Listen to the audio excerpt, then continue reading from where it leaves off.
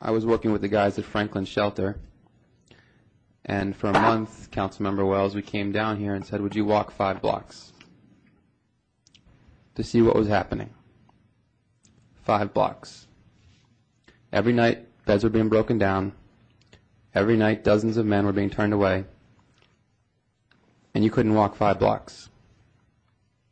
You're chair of the Committee on Human Services or Inhuman Services, or Human Services for those who matter? And I guess the men at Franklin don't matter. And here today, we're at the Committee on Human Services. Tommy Wells, chair, announces a public oversight roundtable on the report on supportive housing placements and emergency shelter. And yet you don't know the names and addresses of where the men are housed.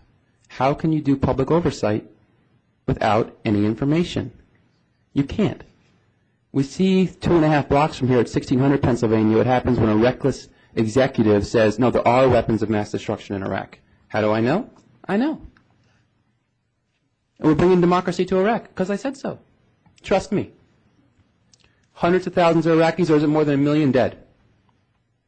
How many men here have to suffer? Maybe they won't die. Maybe they will.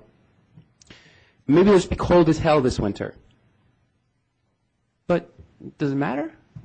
I mean, if it mattered, you would demand accountability. You would actually do oversight. There is no oversight happening. Because you and your staff go out on one night, without Rommel, without the guys that know what they're doing, you're going to declare that homelessness has decreased in D.C.? Wow. At a time when the economy is going to hell, you're closing shelters and homelessness is decreasing? This is breaking news. I'm glad the Washington Post is here. Charles Davis can't be here today. He had a seizure yesterday. Second time he's been in the hospital since Franklin closed. Senior citizen. Was out in the elements right when Franklin closed. 6:30 in the morning, the mayor brought in 30-plus police officers, closed the shelter. Guys did not get an official announcement it was closing, had no idea. Chair of Human Services was not there. Not there for a month. Lou Caneo's not here also. He sleeps in his car since Franklin closed. Julius Long, who you're going to hear from shortly, sleeps in his car as well. You don't think you count them because they're not under the bushes you look under. There's no housing first in Washington, D.C. We've got to stop talking about that. Maybe it's happened in other cities. There's business first. This program has been implemented so that developers can get their hands on valuable real estate. But these are valuable lives, and they ought to be treated as such.